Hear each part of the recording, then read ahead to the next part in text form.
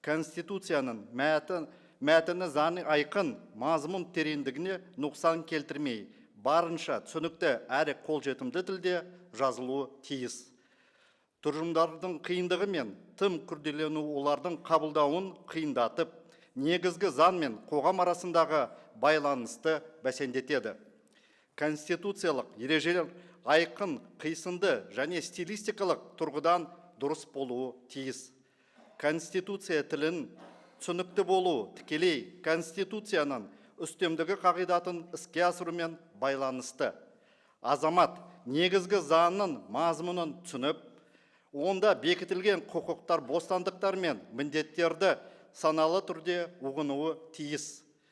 Сонда ғана оны қадірлеп сақтайтын болады.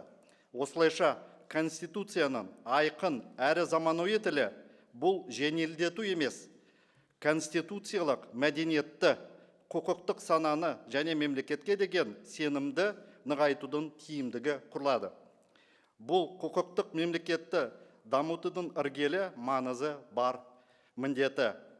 Құрметті Конституциялық комиссиялық мүшелері, енді келесі мәселеге көшейін. Өткен жылдың қыркүйек айында мемлекет басшысы Қасым-Жомарт Кемелұлы Тоқаев Алатау қаласына озық даму қаласы мәртебесін беретін жарлыққа қол қойған болатын. Алдағы уақытта мұндай мәртебені жеке конституциялық заңмен бекіту көзделуде.